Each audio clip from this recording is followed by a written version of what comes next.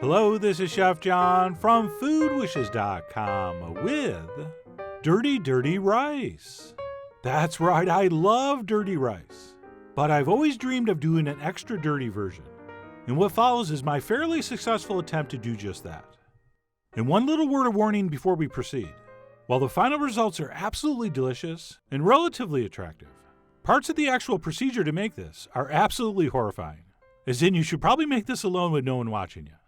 So with that ominous warning out of the way, let's go ahead and get started. And first up, we're going to fry a little bit of freshly diced pork in a little bit of vegetable oil over medium-high heat. And all this is a piece of pork shoulder that I cubed up. And what we'll do is fry this until it starts to get crisp and most of the fat renders out.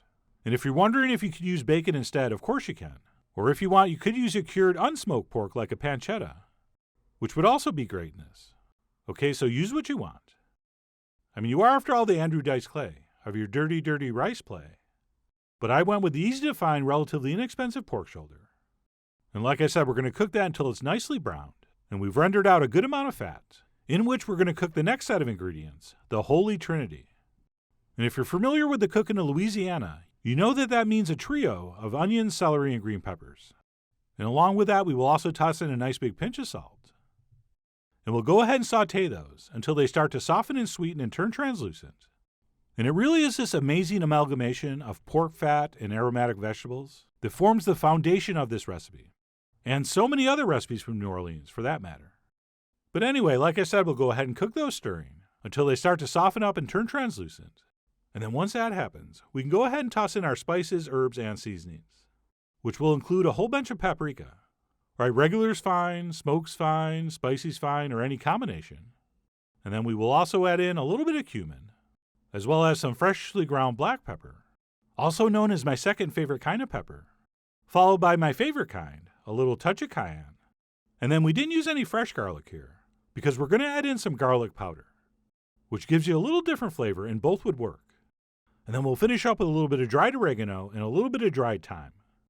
And we will continue cooking this for about 5 minutes or so, stirring occasionally, so as to wake up all those spices, as well as continuing to soften and sweeten those veggies.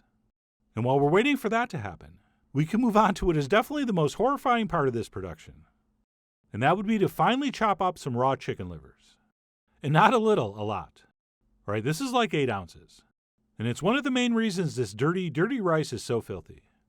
And all we need to do here is just chop this with a large knife until we basically have a puree. A disgusting, horrifying, visually disturbing puree. And then what we'll do once that's been completed is maybe look out the window at a flower or something to cleanse our eyes. And then we'll set that aside and go back and check our veggies, which by now are looking beautifully soft and sweet. And at this point, we will lower our heat to medium. And assuming your veggies are looking just as amazing, what we'll do is go ahead and add some diced andouille sausage and cook that for about 2 or 3 minutes. And andouille is just a smoked pork sausage, so if you can't find that, anything similar will work. And the reason I didn't add this at the beginning is that I find the flavors from the sausage can overwhelm the other ingredients if it's fried at the beginning and all that fat renders out. So I prefer to add it at this point and just cook it for a couple minutes.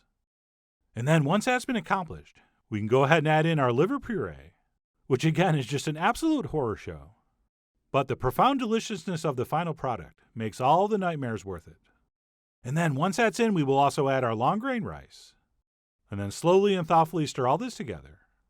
And we will keep stirring until our beautiful liver puree is mixed in. And we are very confident all those grains of rice are coated in all this fatty goodness. And then besides that, we're also going to want to add some salt, which looks like too much because I'm using large grain kosher salt, but it's not. And for the record, we could have added that at any time. But anyway, we'll toss that in, at which point we can add in hopefully a nice rich homemade chicken broth. But if not, just a decent store-bought version will work. And we will go ahead and stir that in. And then we're also going to want to turn our heat up to medium-high, because before we cover this, we do want it simmering. And then what we'll do while we wait for that to start to bubble is add the last couple ingredients, which are a bay leaf, as well as a little splash of Worcestershire sauce. And we'll give that a quick stir. And then as soon as this comes to a simmer, what we'll do is cover it tightly, reduce our heat to medium-low, and cook it without stirring for about 25 minutes. At which point it should look a little something like this. All right, most but not all of the liquid will be absorbed, And our grains of rice will be starting to get tender, but they won't be cooked yet. And it's at this stage we will stir in some green onions and parsley. First of all, because they're going to taste good. But secondly, because we want to give this rice a stir. Okay, please be aware that when you cook rice in something that's not water, right, like a tomato sauce, for example, or something like this, it tends to cook a lot slower and more unevenly. So what we're going to do is give this a very good mix, and then we'll kind of even it back out, at which point we will recover it and continue cooking on low to medium-low until our rice is perfectly tender and a little bit sticky, which depending on your pan and heat level, is going to take maybe 10, 15, who knows, could be 20 minutes. But you'll know because you'll taste it and test it. And of course, while we're checking for texture, we might as well taste for seasoning, since we always do that before we serve anything. And then assuming you're happy with it, which you will be, we'll go ahead and transfer that into some kind of serving dish, and maybe garnish the top with some green onions. And that's it, our dirty, dirty rice is done. And I could not wait to grab a fork and dig in. Oh, and by the way, when I mentioned the rice should be tender and a little bit sticky, there's two kinds of stickiness with rice. There's rice that gets sticky because it's overcooked and it gets mushy and pasty. That's not the kind of sticky we want. Okay, what we want is grains of rice that are perfectly tender, but have a little film of starch on the outside. So the grains are still separate and hold their shape, but they will stick together a little bit. That's what we're going for.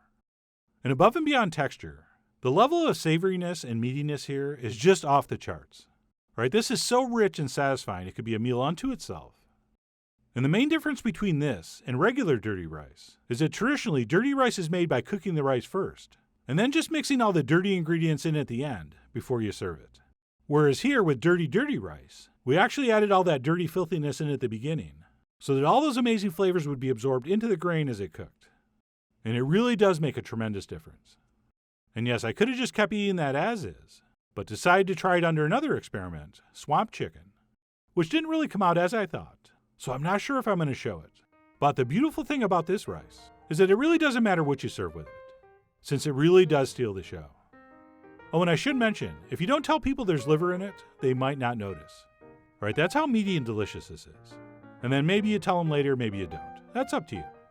But whether you trick your friends into eating organ meat or not, I really do hope you give this a try soon. So head over to foodwishes.com for all the ingredient amounts and more info as usual. And as always, enjoy.